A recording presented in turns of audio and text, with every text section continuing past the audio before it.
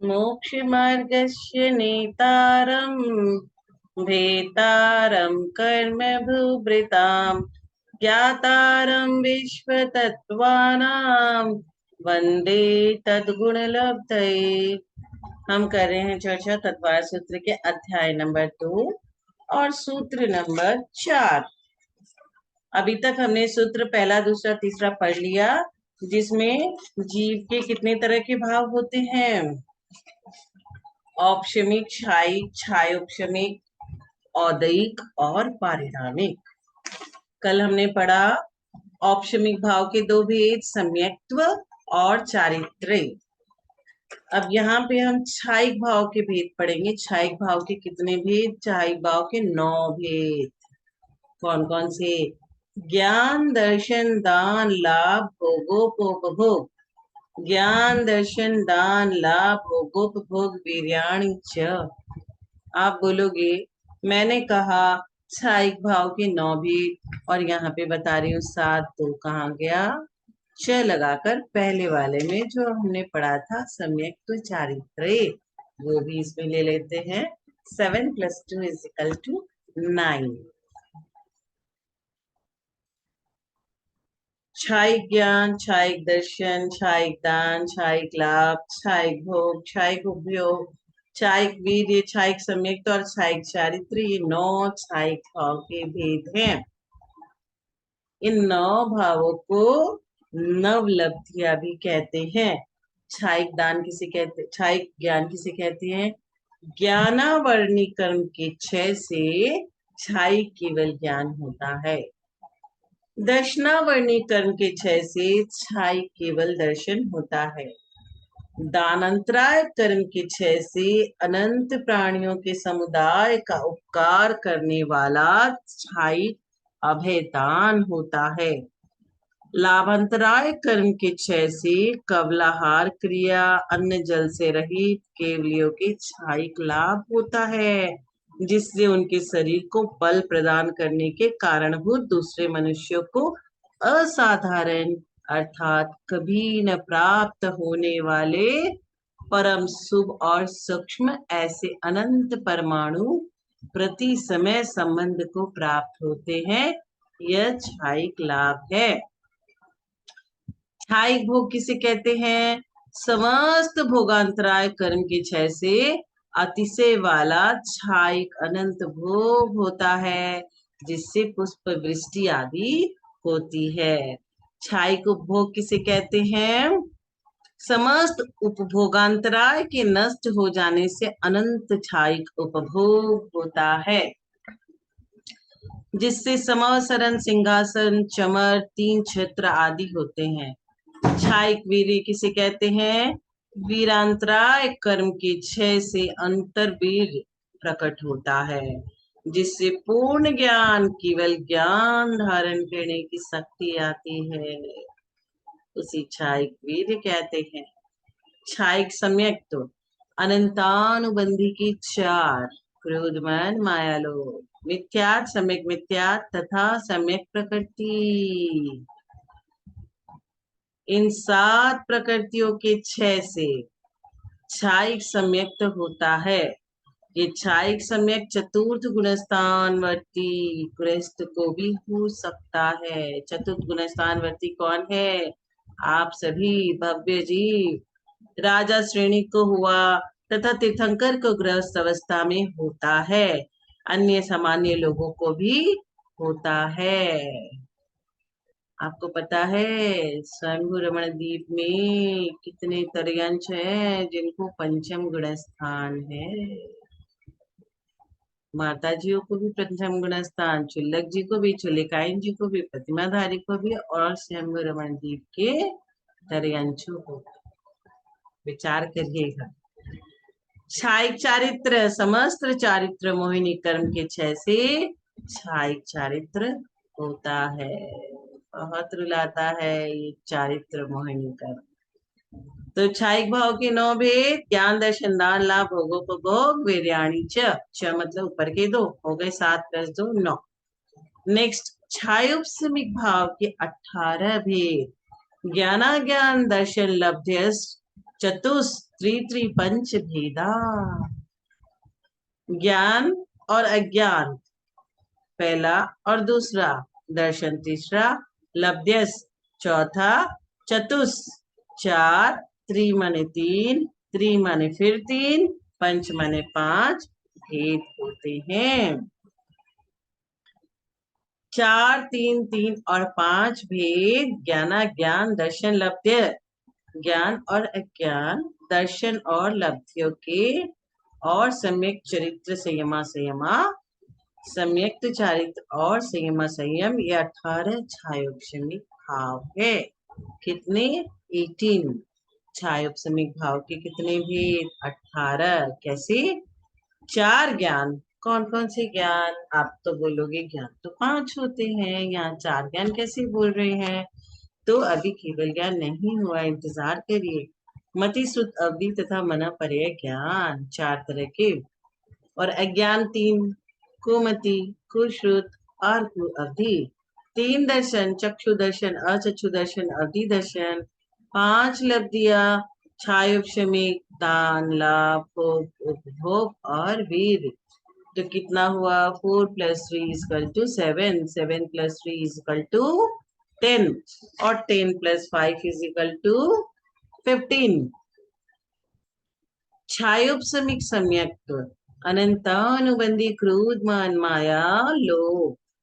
मिथ्यात्व और सम्यक मिथ्यात्व, इन 6 प्रकृतियों के उद्याभावी 6 और सदवस्था रूप उपशम से देश घाती स्पर्धक वाली सम्यक्त प्रकृति के उदय में जो तत्वार्थ श्रद्धान होता है, वह ही कहलाता है छायोपशमिक सम्यक्त्व। अब छायोपशमिक चारित्र किसे कहते हैं? अनंतानुबंधी अप्रत्याख्यान और प्रत्याख्यानावरण कषायों के। अब आप बोलोगे क्या है? अनंतानुबंधी मतलब 6 महीना से ज्यादा, अप्रत्याख्यान मतलब 15 दिन से लेकर 6 महीने तक, और प्रत्याख्यान मतलब एक अंतर मुहूर्त से लेकर के 15 दिन तक, और संज्वलन मतलब एक अंतर मुहूर्त। तो अनंतानुबंधी अप्रत्याख्यानावरण और प्रत्याख्यानावरण के शायों की उद्याभावी क्षय होने से, और इन्हीं की सदवस्था रूप उपशम होने से, तथा 4 संज्वलनों में से किसी एक देशघाती प्रकृति का उदय होने पर, और 9 कसाय का यथा संभव उदय होने पर जो संसार से पूरा निवृत्ति परिणाम होता है, वह छायोपशमिक चारित्र है। संयमा संयम, जहाँ त्रस जीव की हिंसा के त्याग की अपेक्षा संयम होता है, और स्थावर जीव की हिंसा के त्याग के अभाव की अपेक्षा असंयम होता है। संयमा संयम मतलब संयम और असंयम। संयम किसके लिए होता है? त्रस जीवों की रक्षा के लिए। हम त्रस जीवों का घात नहीं करते, लेकिन स्थावर जीव, इसलिए संयमा संयम भाव कहते हैं। तो पहला नंबर, ये 5वां नंबर का सूत्र क्या है? ज्ञानाज्ञान दर्शन लब्ध्यस चतुस्त्रि पंच भेदा सम्यक्त चारित्र संयमा संयमाश्च। ज्ञान, अज्ञान, दर्शन, उसके बाद लब्धियां, लब्धियां के बाद सम्यक्त चारित्र, छायोपशमिक सम्यक्त, छायोपशमिक चारित्र, संयमा और संयमा संयम। तो 4 ज्ञान पढ़ा, मति सुत अवधि मन पर्याय, 3 अज्ञान कुमति कुश्रुत और कुअवधि, 3 दर्शन चक्षु दर्शन, अचक्षु दर्शन और अवधि दर्शन, 5 लब्धियां, छायोपशमिक, दान लाभ भोग उपभोग और वीर्य, छायोपशमिक सम्यक, छायोपशमिक चारित्र, संयमा संयम। अब हम नेक्स्ट क्या पढ़ेंगे? औदिक भाव के 21 भेद। गति कसायलिंग मिथ्या दर्शना ज्ञाना संयता सिद्ध लिस्यास चतुस चतुस त्रिके के षड्भेदा। 4 गति, 4 कसाय, 3 लिंग, 1 मिथ्या, 1 अज्ञान, 1 असंयम, 1 असिद्धत्व। और 6 लिस्याए, ये औदयिक भाव के 21 भेद है। गति कसाय लिंग 4 गति, 3 कसाय 3 लिंग। मिथ्या दर्शना ज्ञाना संयता सिद्ध, मिथ्या अज्ञान, असंयम और असिद्धत्व। लिस्यास 6 लिस्यास। अब ये जो नंबर है ना 4 4 3 1, उसके लिए चतुस यानी 4। त्रेकिक, त्रेके, उसमें क्या हुआ, त्रे मतलब 3, एक एक, मिथ्यात्व का 1, अज्ञान का 1, असंयम का 1 और असिद्धत्व का 1, तो एक एक एक एक एक, षड्भेदा 6 लिस्याएं। इस तरह से ये सूत्र कंप्लीट हुआ 6 नंबर का। गति 4 कौन कौन सी होती है? भव से भवांतर की प्राप्ति का नाम ही गति है, अथवा गति नामकरण के उदय से होने वाले जीव की अवस्था विशेष को गति कहते हैं। ये 4 ये सब बता देंगे, मनुष्य गति, देव गति, नरक गति और तिर्यंच गति। गति नामकरण के उदय से उस गति के अनुरूप भाव होते हैं, इसलिए गति को औदयिक भाव कहते हैं। देव गति नामकरण के उदय से होने वाले जीव की अवस्था विशेष को देव गति कहते हैं। देव गति के नामकरण के उदय से देव भाव होता है। इसी प्रकार मनुष्य गति, तिर्यंच गति और नरक गति की परिभाषा सेम आप ले लेवे। मनुष्य गति में मनुष्य के जैसे भाव, तिर्यंच गति में उसके जैसे भाव और नरक गति में उसके जैसे भाव। कषाय क्या है? कोई बोलता है इसके बहुत कसाय, हर समय ये कसाय से ओतप्रोत रहता है। तो जो आत्मा को कसे, दुख दे, वह कसाय है, अथवा जीव की सुख दुख आदि अनेक प्रकार के धान्य को संपन्न करने वाले संसार रूपी खेत को जो कर्षण करे, बोए, अथवा जो यथाख्यात चारित्र, सकल संयम, देश संयम, सम्यक रूप परिणामों को खाते, सम्यक के परिणामों को घाते, कसे, कषाय माने कसे, न होने दे, ऐसे भाव को कसाय भाव कहते हैं। चारित्र मोहिनी कर्म के उदय से क्रोध मान माया लोभ रूप भाव होते हैं, इसलिए यह कसाय औदयिक है।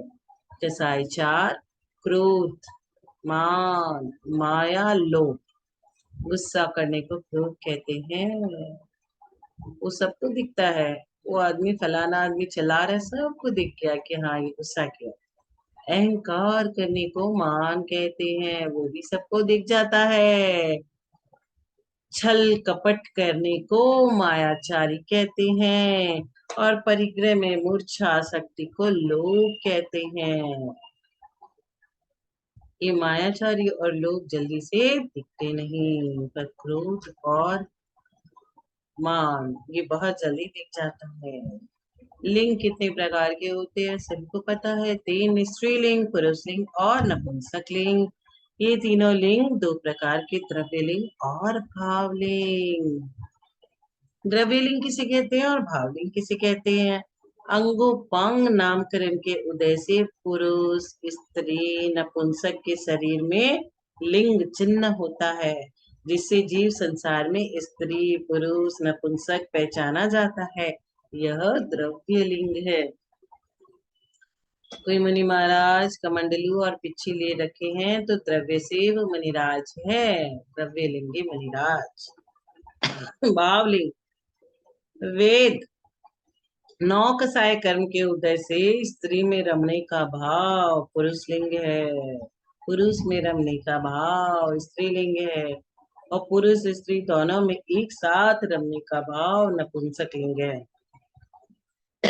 मिथ्या दर्शन, दर्शन मोहिनी कर्म की प्रकृति मिथ्यात्व के उदय से अतत्व श्रद्धान रूप भाव मिथ्या दर्शन भाव होते हैं।